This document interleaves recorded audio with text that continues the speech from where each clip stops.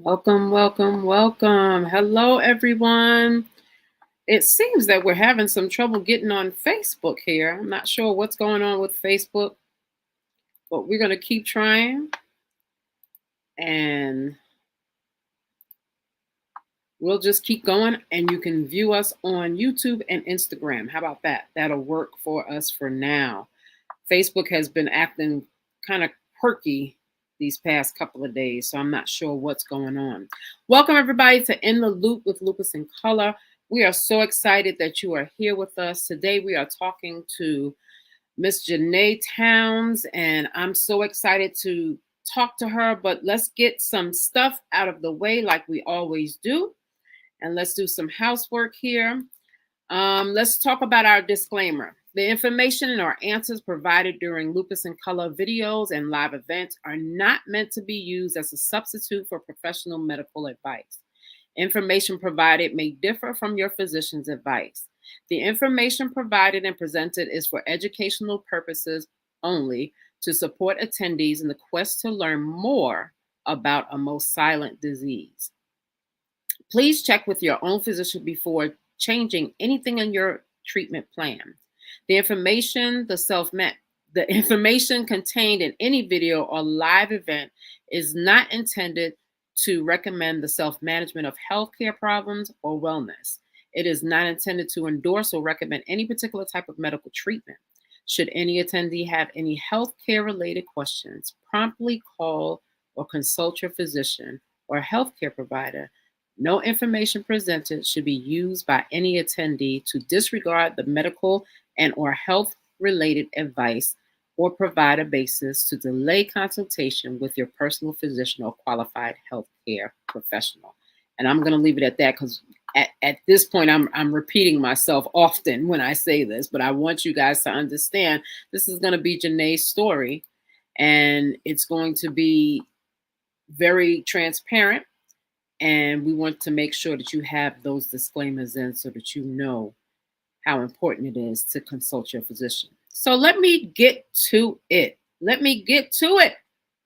I'm ready to talk. Janay Towns was diagnosed with SLE and stage 4 lupus nephritis when she was 15 years old. When she was diagnosed, she didn't know anything about lupus and what it entails. Through the years, she's been diagnosed with many autoimmune illnesses due to lupus, and no, the doctors didn't warn her about the other underlying diseases. She pretty much had to figure it out as she has been going through this journey. For the past 20 years, lupus has been a roller coaster for Janay. She states, with everything I'm dealing with, I'm not going to lie, it sucks bad. However, I do my best to keep fighting and pushing through. Giving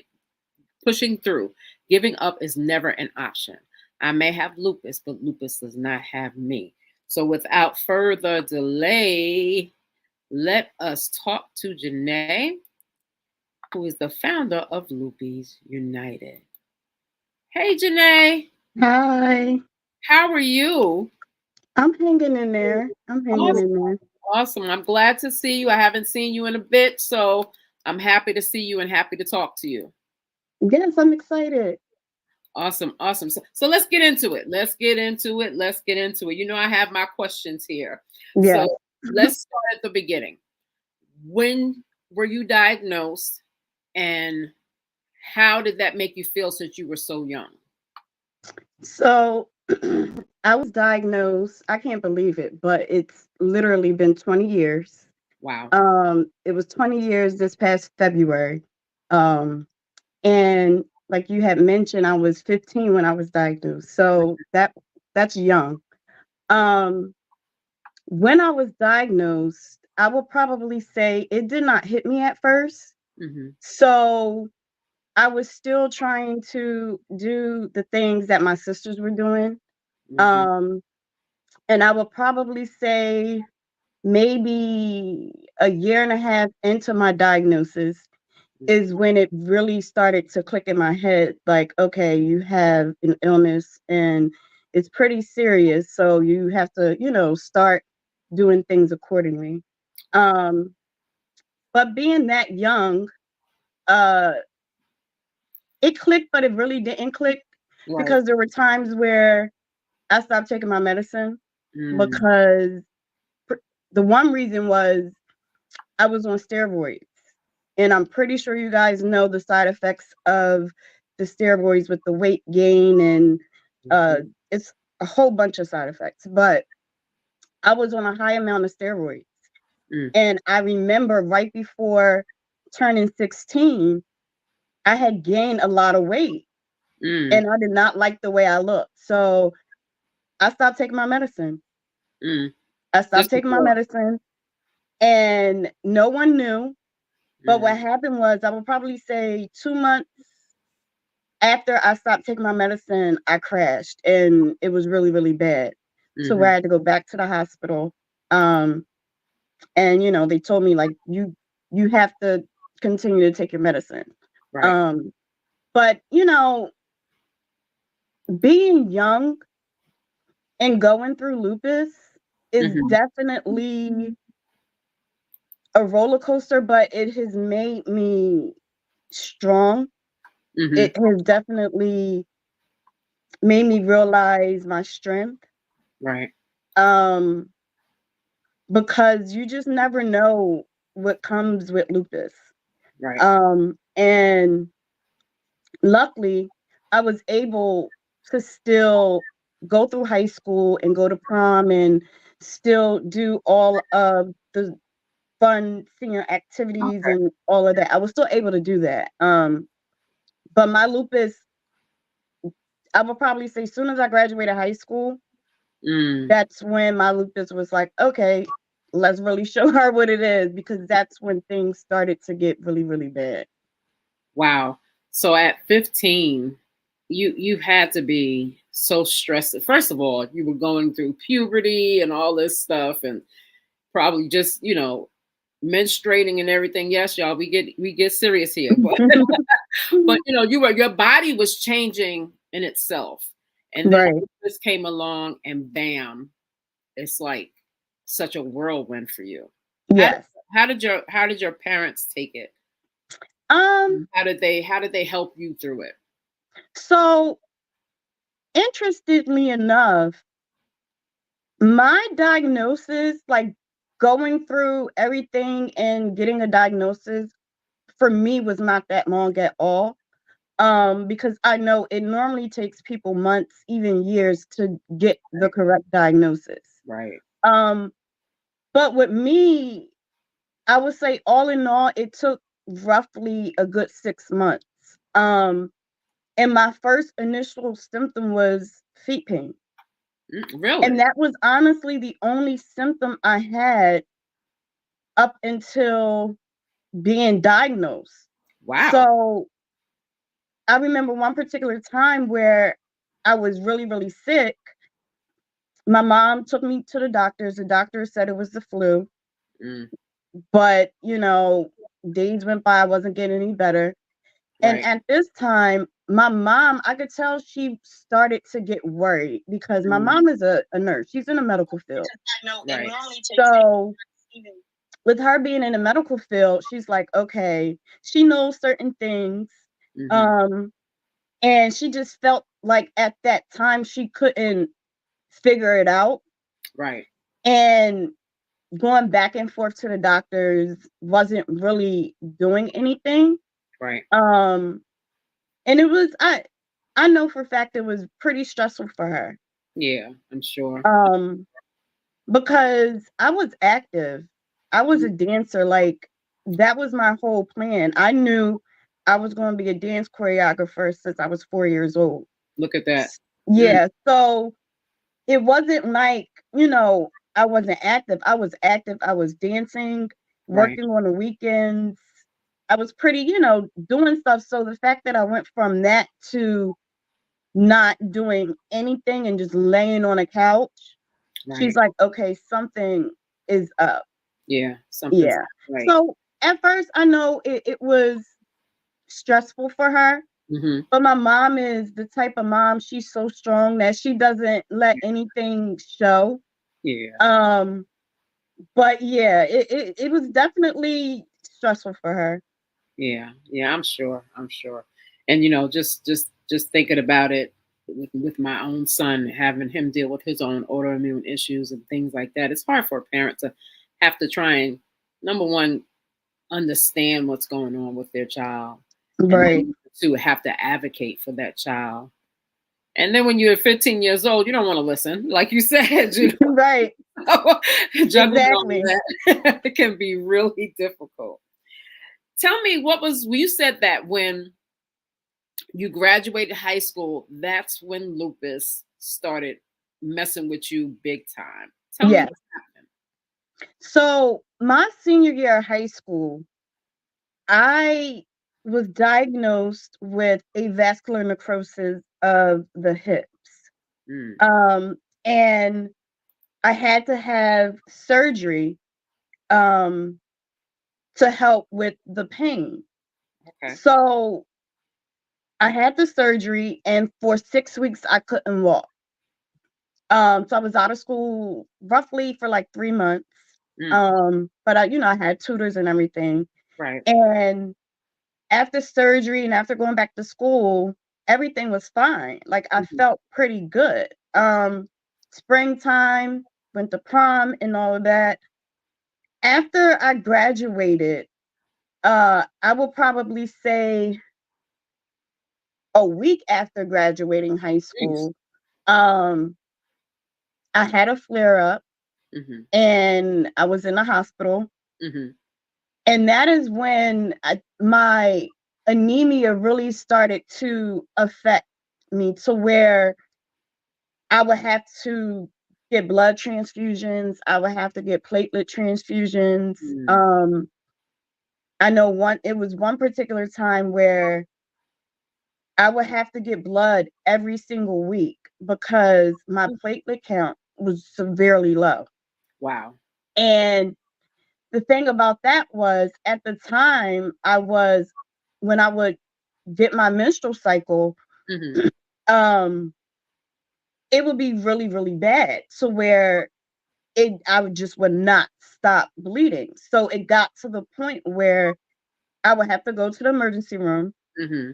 They'll do the blood work and all of that Right. and automatically admit me, and they would have to give me medication to stop the bleeding.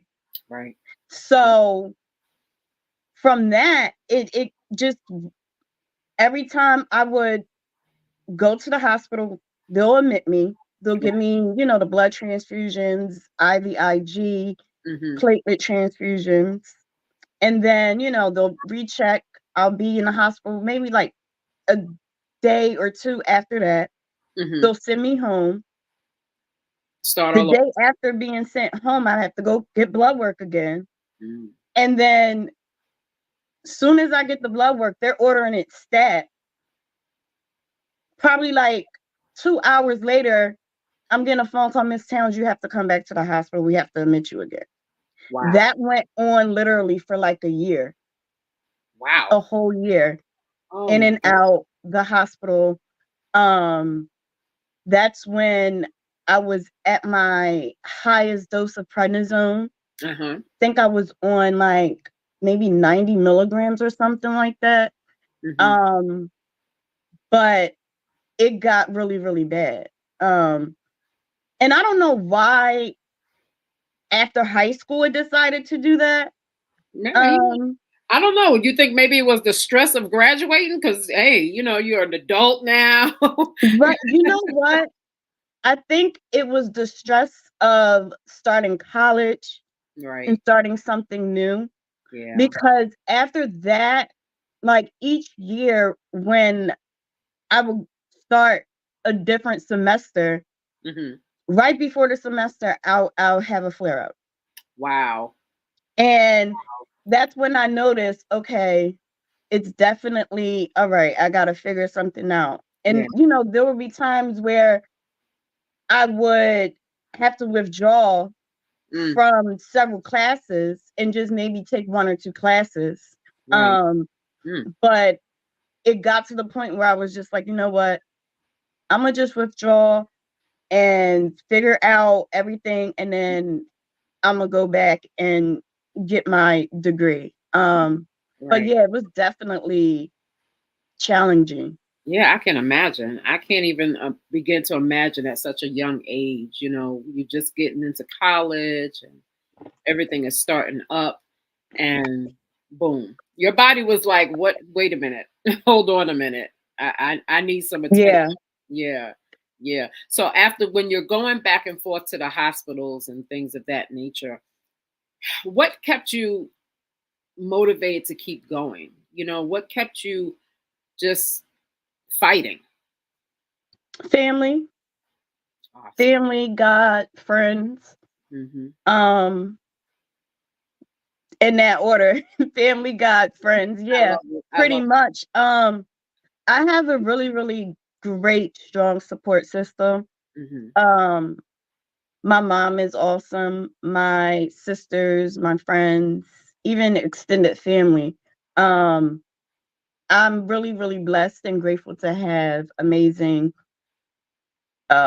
people that I can lean on in difficult times. There are times where sometimes I feel bad for like leaning on them and just, you know, sometimes just venting to them.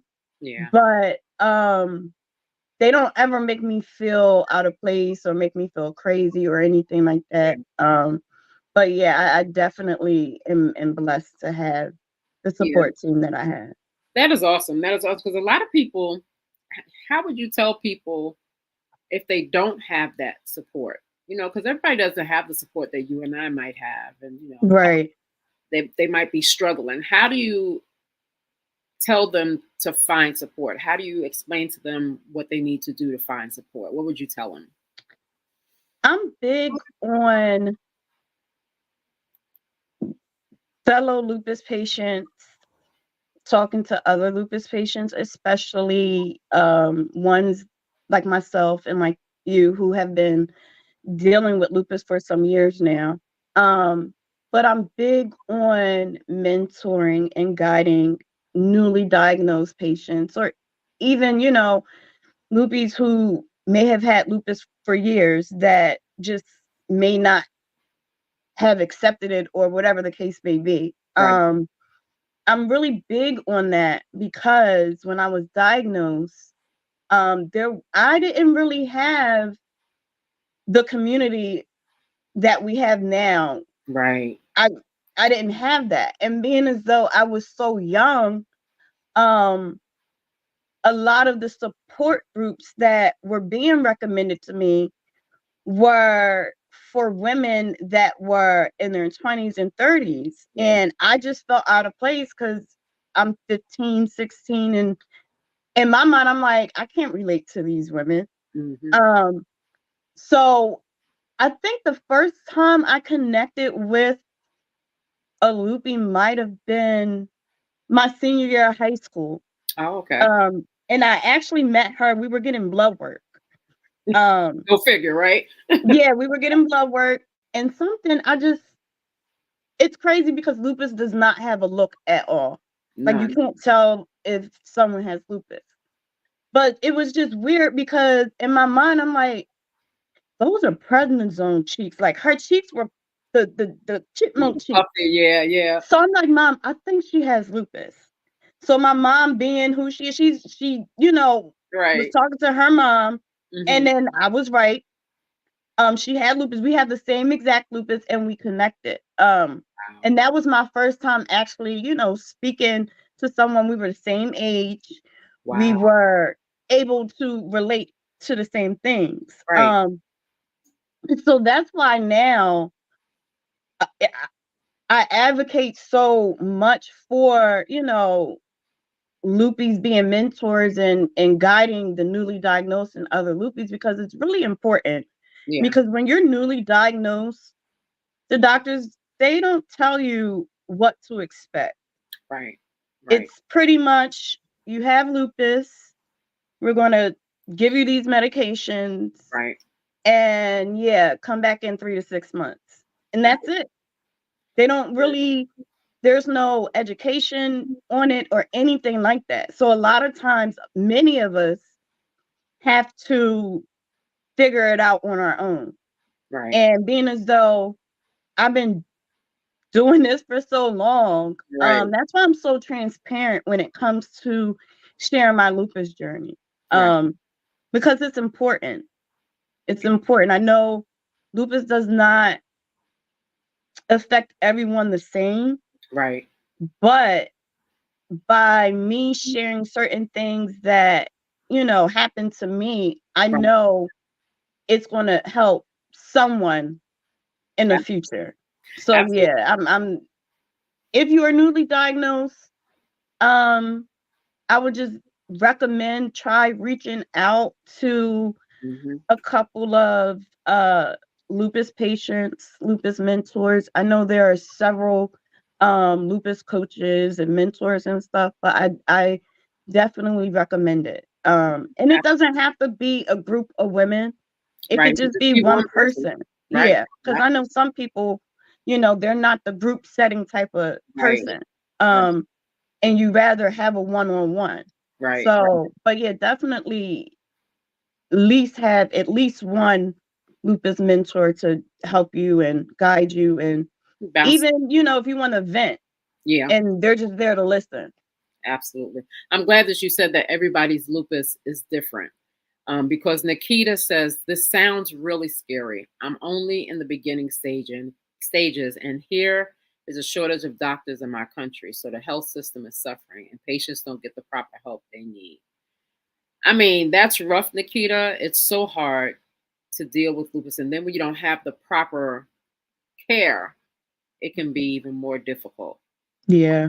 But like Janay stated, everybody's lupus is different. Even though you're listening to her story, you're actually seeing how she overcame all of the things that have been happening to her. So that's the good part about it. So don't be too scared. You don't want to scare yourself into a flare, if that makes sense. Hmm. What do you think about that? About what she's um saying? yeah, she said her country, so What I'm country a is she guess in? and say Africa, only because I've spoken to several lupis from Africa Mm-hmm. who are going through the same thing with not having the proper medical medications and stuff for them. So I really do feel for you. And it's hard. It's It hard to is go hard. from country to country, because in the US we have so many different rules and regulations and things like that. And sometimes I don't even know how to give advice to people in other countries because it's so difficult for them to find proper Right. care. It really is. But we're holding space for you, Nikita, to just be kind of cool, calm, and collected as you go through these things. Because as you can see, Janae has been through a lot. We haven't even touched the surface of the things that she's gone through. Mhm. So you can overcome those issues. Um, I know I was reading through your longer bio, and you said that you had lost your teeth. You have to have you have to get on dialysis. You're looking for a Mhm. kid. Tell me about the progression of how lupus came upon doing these specific things to you. So many people don't know that lupus definitely can affect your teeth. Mm-hmm. Um, my teeth started breaking and cracking in 2008. And it just started with, one simple crack. Um, and then as time went on, they just would just crack. Right. So I made an appointment to go see the dentist. And I went to one particular dentist office. I forgot where it was at, but I remember I went, they did the full workup, and she basically said, you have a lot of things that have to be done. So we're going to recommend you to go to a dental school. Mm. So I'm like, okay. So I started going to a dental school. I forgot, New Jersey dental, one one of the dental schools in New Jersey. And when I started going to them, at first the initial plan was not to have dentures. That was not the plan. Right. Um, but as time would go on and they will, do work, because I was getting fillings, root canals, deep cleanings, and that went on for probably a good 5 years. Right. And then it got to the point where they were like, you know what, we're gonna take your teeth, because at this point, there's no point in saving them. Right. And to Right. think about your teeth and the dentists do not recommend. They will try any and everything Absolutely. to not have to pull your teeth. Mm-hmm. Yeah. Um, so when it got to that point, they were like, we're just going to, start the process of denture. So I'm like, okay, cool. Um, we started that process. Mm-hmm. It took some time, because during that process, I was also going through chemo. Mm. Which was tearing up Um, your mouth as well. right. So there would be times where I wouldn't go to the dentist for months. Um, but all in all, roughly, yeah, about 5 years. I got my top dentures first, Mm-hmm. in 2015. And then my bottom dentures probably like 2 years after that. Um, I got those. And now I'm in the process of, I want implants, Right. Right. but with my health being the Yeah. way that it is, they don't recommend implants right now for me. Mm. So we're just going to they're going to redo another bottom denture for me. Oh. Um Okay. so all in all, it's roughly 10 years Mm. of going back and forth to the Right. dentist, getting all of that work done. Right. And then finally them saying, okay, we're just going to Yeah. It's do just. the dentures. Yeah. Yeah. But And, it and definitely was a long process. yeah. And I wanted you to speak on that because I think a lot of people don't realize how important dental health is. And even though we try to do everything that we can to save our teeth, as you age, your teeth are going to wear. As you Hmm. use different medications, prednisone, any type of cancer agent, you know, all of that stuff plays and weighs on our teeth enamel and the muscles and all of the things that's going on in our teeth. Yeah, especially like when we're admitted into the hospital. Right, Many of us, when we go to the hospitals, we're so sick that we're not worried about brushing our teeth. right. Um, but all of that, plays a part, in dental health. Um, but definitely, if you can make an appointment, try to go see the dentist at Yeah, least once a year, yeah. even if it's just a checkup, a cleaning, just to see that, your teeth are good. Yes, Um, and make sure that you don't have any, cavities, any type of decay, because your mouth leads to everything. Yes. To your brain, it leads to your heart. So you have to be very cognizant of how you're dealing with your teeth. Unfortunately, though, so many people don't have insurance, and we're going to be talking about insurance in a couple of weeks as to, how you can get that and things of that nature. But it's so hard. It is.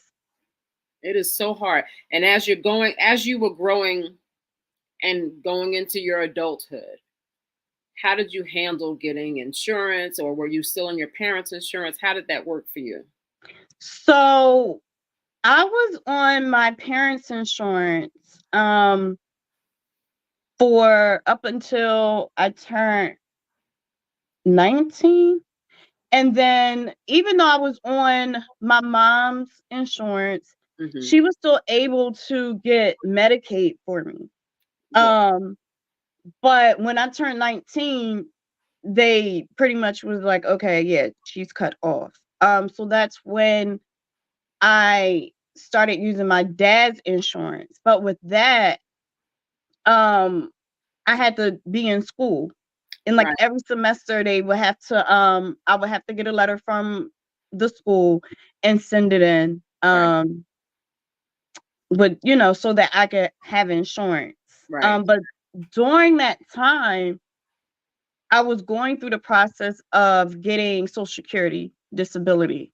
Okay. Um, my doctors at the time told my mom and I, when I was still in high school, that they think it would be best if I, apply to get Social Security disability because working was just not going to work out.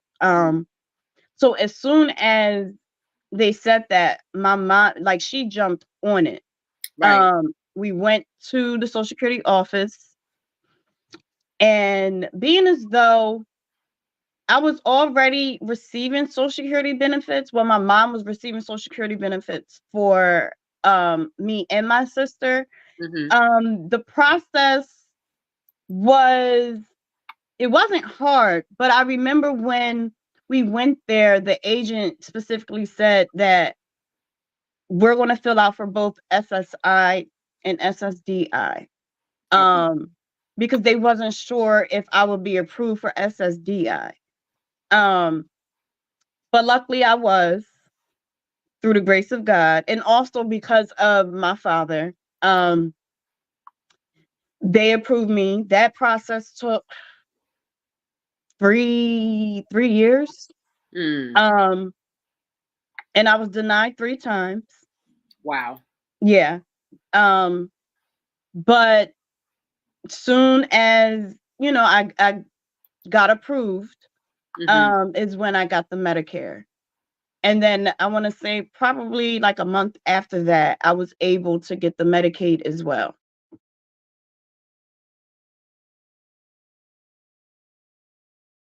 Hello?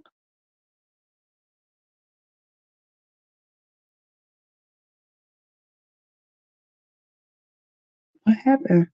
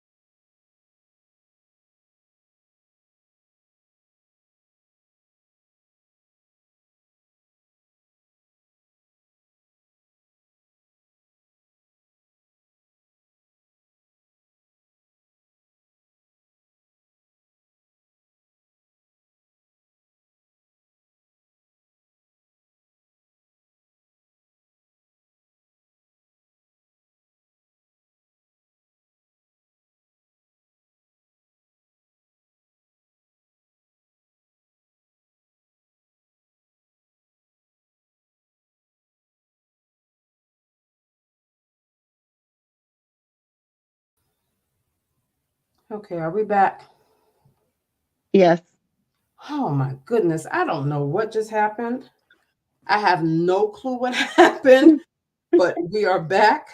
Let me, we were talking about dental. Let's make sure we're on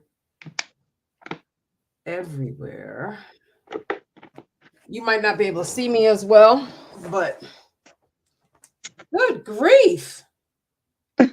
Anything that can happen will happen. Let me try and get a light back on. I had to switch computers. I know we were having a little storm, so I don't know if that did it or what, but we're back. I'm sorry. Yes. We are back. So keep continue to tell us about the dental. What were we talking about before? I'm sorry. We were talking about dental, but you had just asked me, I forgot. You Oh just Lord, asked me something. it's like the blind leading the blind here, y'all. I'm sorry. I see that lupus fog will get you every single It time. will. Every single time. Let me remember what the heck we were talking about. Oh, you were describing different times in your lupus journey and how you were getting over it. And let's move on. We'll get back to it. We'll remember it in a minute. So I know lupus can be a very isolating disease. It can be hard to deal with.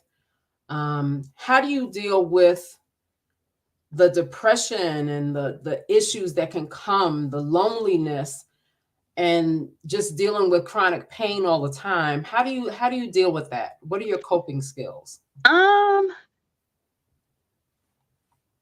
I I've always been a loner when it comes to spending, like, isolating myself. Mm-hmm. Um, when I get into my moods, which has been like going on a lot lately, I just like to spend time by myself, mainly because I don't when I'm feeling like that, I don't like to be around other people, Right. because it's like I don't want to just be sad and, depressed around others. Right. So for me, I isolating myself is a way that I cope.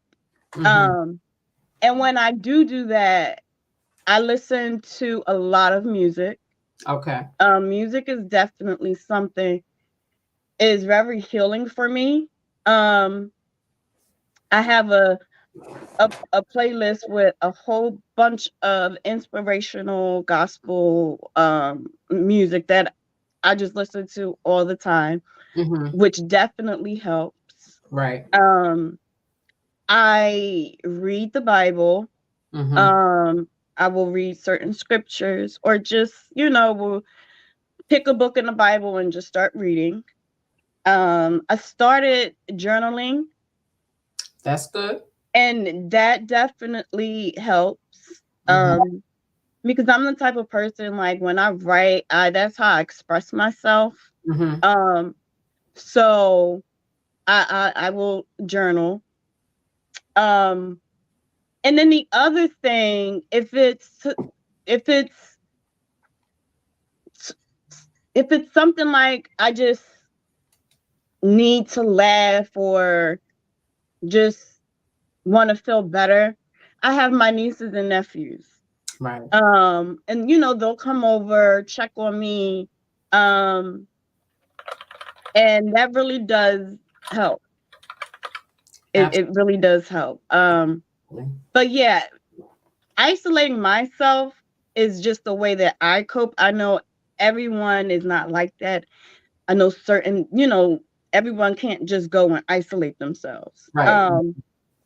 But for me, that's the way that I cope. And it could be a couple days, it could be for a week, Mm-hmm. but as long as I have that time to Mm-hmm. just spend by myself, write it out, sing it out, pray Right. it out, um, then, after a couple days, I start to feel better. Mm-hmm. Um, and, keep it moving. But it is a struggle. Yeah, It's absolutely. definitely a struggle. It's so hard to deal with what goes on in your head as you're dealing with everything that's going on in your body. You know? Right. So someone just let me know that we were talking about disability. Yes. Disability. Yes. Which is a huge topic. It really is. It's definitely a topic that, I talk about a lot because I know that it's hard Hmm. going through that process and trying to get disability. Um, because you have some people who will wait years um Absolutely. for disability, and it's you would think with everything that comes with having lupus, it wouldn't be so hard to get approved. You would think that, right? You would think that, but unfortunately that is not the case, especially with chronic illnesses. There's certain, things that they look at when it comes to approving your case and stuff like that. And the funny thing is that it changes so much every what 5 or 10 years. It'll change up and change how they approve it and when they approve it. Someone said the process of to apply for disability is depressing. So many changes and challenges that come with that, and the amount of denials. Absolutely. It is. But you have to be. I tell you this, and I'm on disability, so you're talking to people that's been through the process. Um, but you have to be consistent and persistent in really being on top of people with disability, especially the disability workers, especially your disability lawyer. You have to be on top and don't stand down. You got to keep fighting hard for yourself to get that disability. And I would say also go the extra mile. So what I did, um, after my first denial, I my dad got a lawyer. Well, I guess yeah, lawyer, Bender and Bender. I don't even know if they're still around. Um, but I got connected with them and they took the case. And I remember calling them, it might have been every week, every week.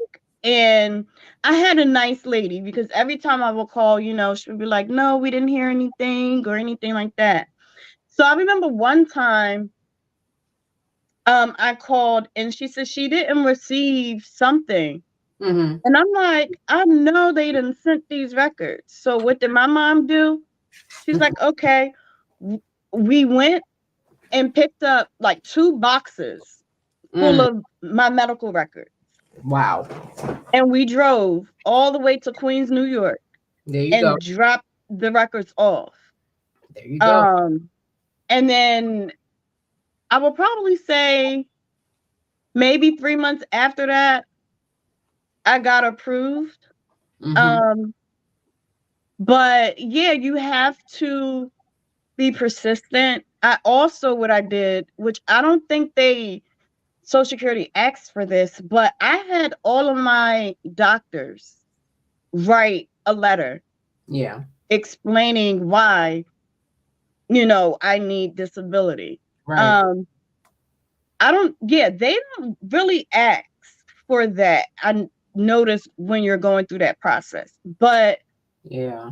I did it because any little thing counts.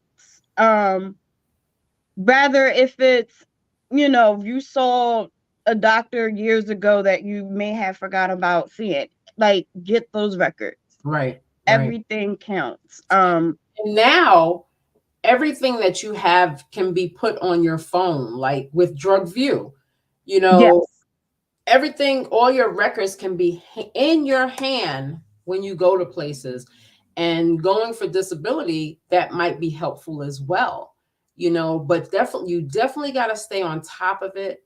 And I know Celestial said that she's been getting denied for benefits for years. keep applying and get a lawyer. When you get denied the first time, that lawyer will help you to get it because they get a cut of the money that you're going to get back paid. Right.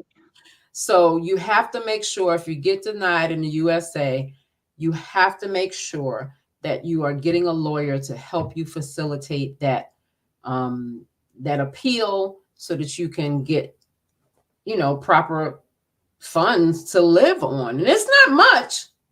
And see that It's not much. that's the It's not other like they're giving thing. you the Federal Reserve. Right. They think like they're giving us a lottery payment because they're really not. They're not. But, we, you need the money. Right. You Right. need the money. But yes, definitely stay on it. You can always reach out to me. I do help fellow Loopies that are going through this process because I know it is extremely difficult. Um, so I will leave my information. You could definitely reach out.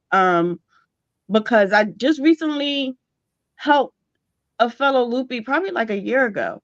Hmm. And she was waiting for years Yeah. and she finally got approved last year sometime. And sometimes that's what So you need is a little help.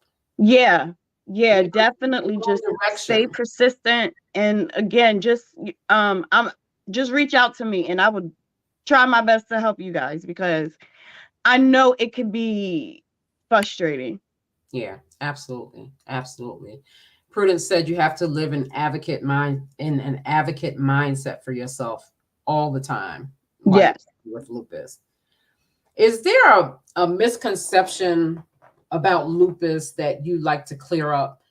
Is there something that people just needs to know and it's not a myth? Yes, lupus is not fake. Um, Right. I know particularly when many of us go to the emergency rooms, Mhm. um, they don't take us seriously. They judge us automatically, and half the time they don't know how to treat us. Um, but that unfortunately that is the misconception. Mhm. Um, but it's not a fake illness. It Right. is very real. You have what's the stat? I believe I want to say last year lupus was like the leading cause of death between women between the ages of 25 and 45 or something like that. Mhm. Um, so it is a very real illness. Mhm. I don't know why a lot of medical professionals really don't take it seriously. Mhm. Um, but yeah, that's one misconception that you always hear me say that lupus is real because it is. Um, Absolutely. Absolutely. And I think that people don't believe that it's real still because we don't look like we're sick. we don't. You know what I'm saying? When you look at most lupus warriors, we don't look ill. And number two, from my understanding, doctors get maybe a week of education on autoimmune diseases and specifically lupus, maybe a day. So we're still operating under a healthcare system that is still undereducated and miseducated about what lupus can do. And Yeah. it's hard. It's hard. I know we want to blame it all on the doctors, but there's so many things that make that an issue, from the healthcare system just being uneducated to biases to systemic racism. So many things can make that misconception so hard to battle. Yeah. Yeah. So, asked a rheumatologist before, um, randomly. It was on Instagram. And I asked, I said, "Do you guys do they teach about lupus in medical school?" And she said they do, but it's very brief. Yep. And when she said that, I said, okay, that make like I already knew that. Yeah. Like that's just something we already know from experience. But to actually hear it from a rheumatologist's mouth, and she said that, it was confirmation that they just touch on it. Right. But I don't understand why they Mm-hmm. don't really do like an in-depth education on lupus. Yeah. I wish I knew the answer to it. I can only speculate that it's such a varied disease that does so much and mimics so many. It's not even mimicking. It's just that the doctors are just doing surface. They're stopping your symptoms. They haven't really looked into the depth of how lupus presented in your body and how we can change that. So Right. it, we can go on and on and on years with that one. With for years with that one because it's so hard. Looking back on your journey though, Janay, what advice would you give someone that is having some issues, um not even so much newly diagnosed but more so just at a point where they don't know what to do, they're at their wits end? What advice would you give them? Um, I always say that God only gives us what we can handle. Mm-hmm.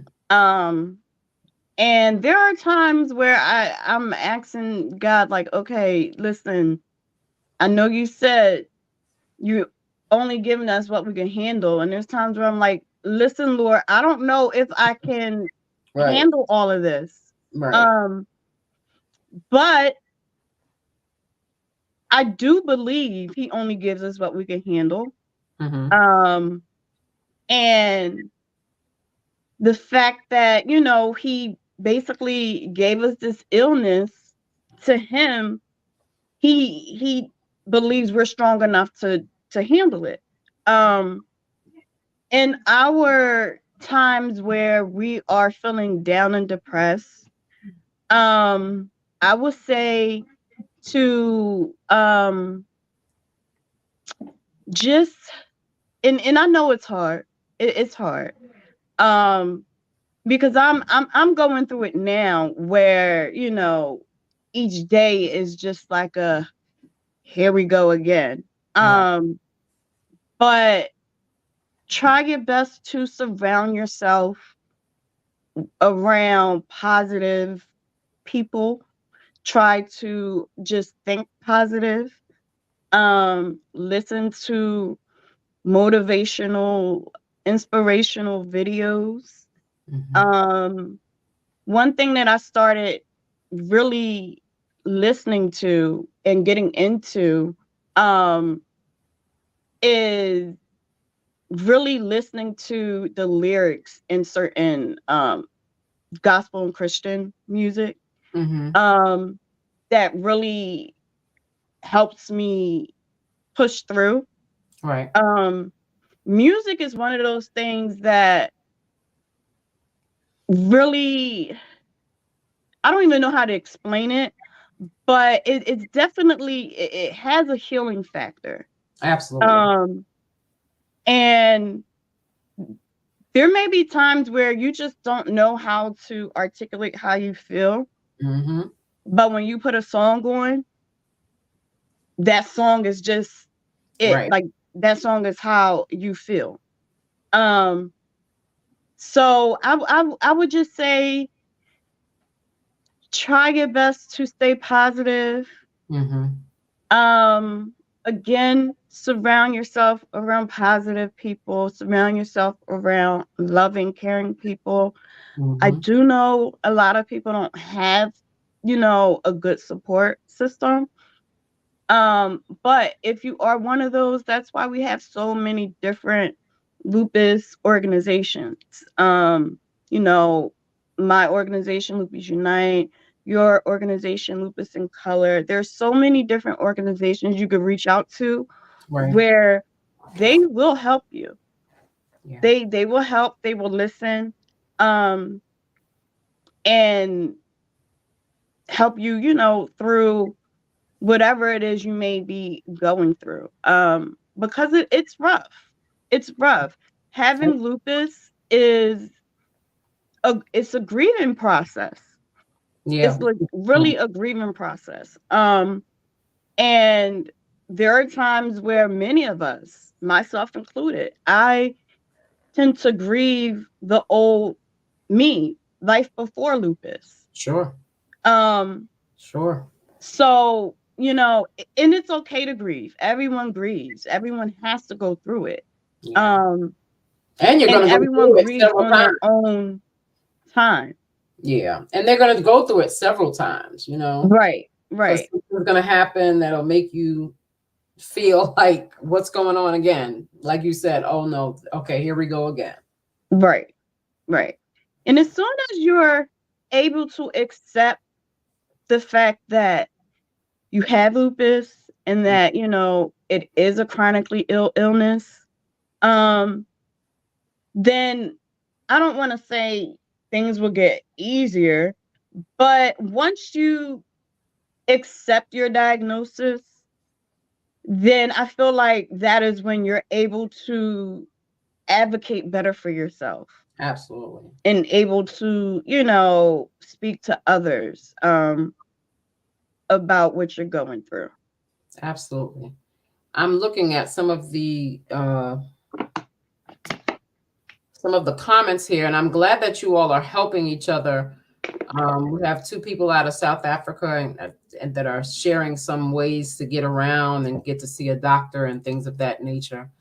But I wanted to go through some of these messages with you and just get your opinion on what they're saying. Um, Carrie says she's newly diagnosed with SLE and DLE, but had symptoms for at least 10 years.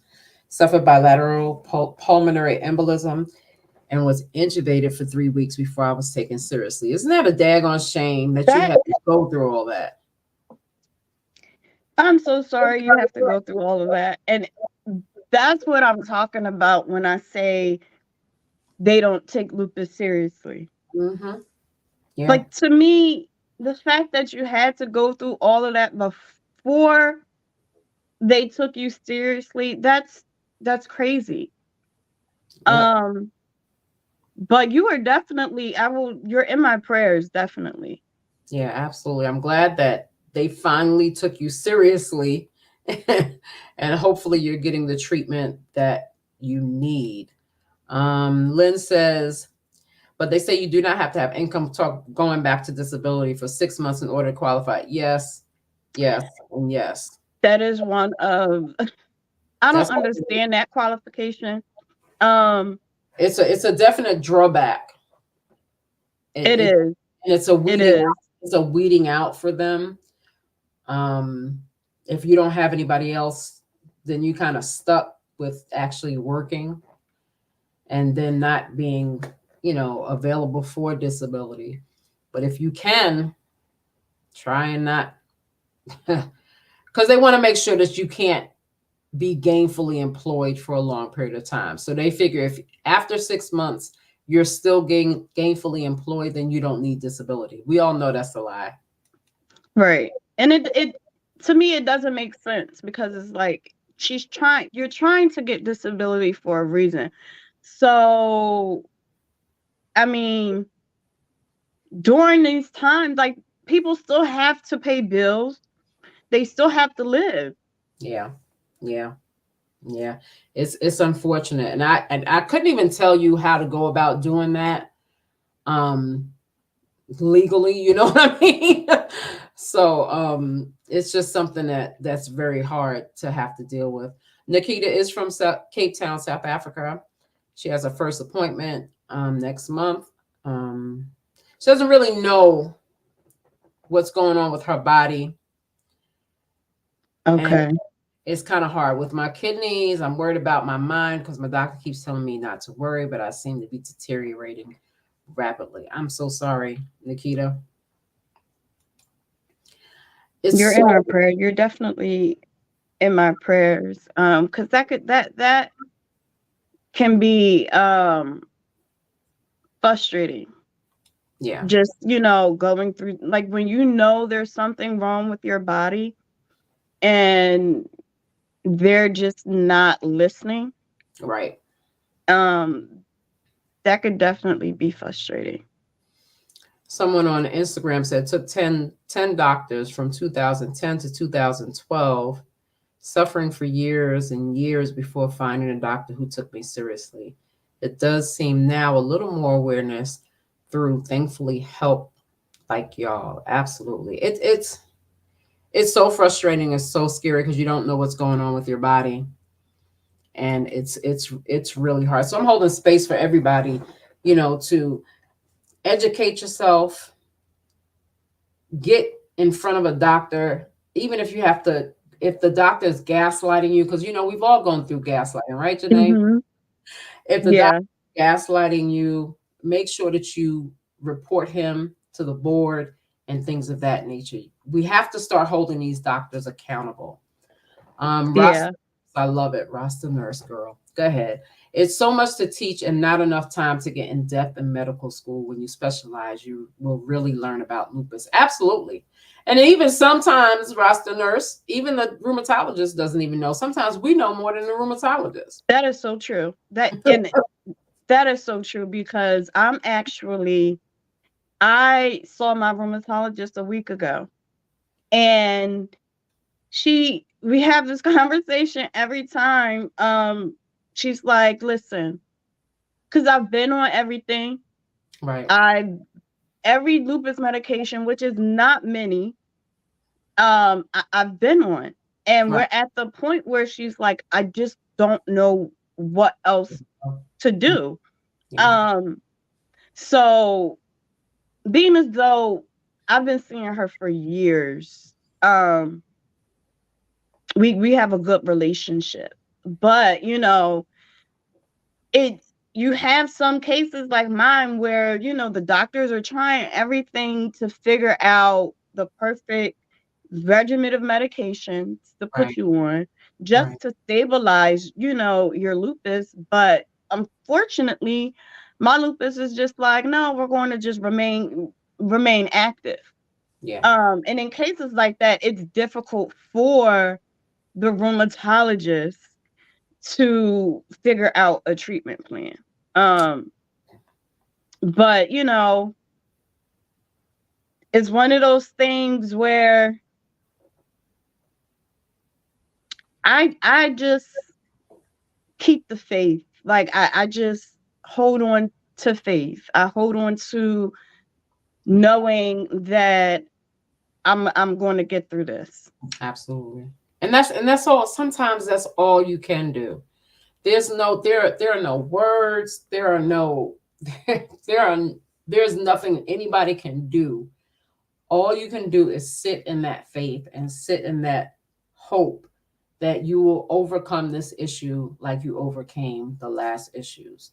And that can weigh heavy on someone, you know what I mean? Hmm. But it's important for us to, like you stated, to keep things positive in our face and not focus so much on what's wrong, as opposed to focusing on what could go right. Right. And when you're on social media, because I know we could tend to just scroll, and there are a lot of posts where it's depressing. Mm-hmm. There are times where the lupus community may lose 3 lupus patients in 1 week, Mm-hmm. or what. Like, I know it can be depressing, but I will say try to follow the motivational pages and the inspirational pages, music pages, the positive vibe pages, so that your timeline isn't just full of sad, depressing Yeah. post. Yeah. Because it does tend to get a little depressing and sad when you're, reading this person is in feeling well, this person's in the hospital, or, this person just lost someone or something like that. Mhm. So yeah, definitely try to just bring some positive vibes on your timeline. Yeah, absolutely. You know me, I'm a big proponent of what you say to yourself is the most important conversation. Some people say your most important conversation is with God or your higher power, but I really feel that your most important conversation is with yourself. Because if you're telling yourself if you're so negative on yourself and you're giving yourself that negative vibe, you can't even see the positive that's coming in front of you every single day. Right. So you got to be careful. Someone on and I want to bring this up, and then I'm going to be respectful of your time. um they asked, how long have you been in remission? I've never been in remission, That's what I want. surprisingly. Mhm. Yeah, I have never been in remission. In the 20 years of having lupus, I think maybe there was maybe 1 year where I went hospital free. Um, but yeah, I that is the goal. The goal is to be in remission, and for me, the goal is to stop taking prednisone. Right. Um, I've been on prednisone for 20 years. Um, and that is the goal. Unfortunately, again, lupus is just like is not trying to hear that. But yeah, that is the goal. Okay. Um, but yeah, I've never been in remission. Yeah. I can't say, I don't usually use the word remission, but I know that my lupus goes into a silencing, and then it speaks so damn loudly when it comes back to talk, and it just comes with a vengeance. So a lot of people do go into a silencing, and I'm happy that they do, because sometimes you can't deal with it anymore. Right. And there are times where, certain months will be, okay. Certain seasons are, okay. Yeah. Um, but I like how you said it sometimes it's silent. Yeah. Um, Yeah. I but mean, yeah. we all have those days, and I know Yeah, I every day isn't a bad day. exactly, It's exactly. not. Every day is not a bad day. We And we do have you some have good to not, days. yeah, you have to look at that, and you have to see those good portions in the day. You know, Right. you definitely don't want to be in that negative space all the time. Um, but I want to be respectful of your time. We've been on for about an hour, minus our little 4 minute done, and then I just realized it's raining outside. That's why my internet probably just froze on my other computer. But I have I guess two other questions for you. Mhm. You talked about music, and I love music, and I'm glad that you spoke about music. What is your fight song? What song makes you get up and say, you know what, Lupus, screw you, I got this? Oh, I have so many songs, but I would probably say the number one song. I'll give you the top three. Number one is definitely Michael Jackson's "Beat It." If I'm pretty Yeah. sure if you follow me, you know I'm a Michael Jackson fanatic. Michael Jackson "Beat It." Mm-hmm. Michael Jackson's "Keep the Faith." Like it. And the third song is "Still Standing" by Monica. Oh, I love it. I love it. Yeah. I love it.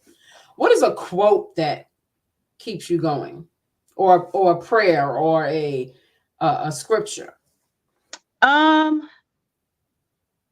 That I can do all things through Christ who strengthens me. Mm-hmm. Mm-hmm. I love that. I, Yeah. I love that.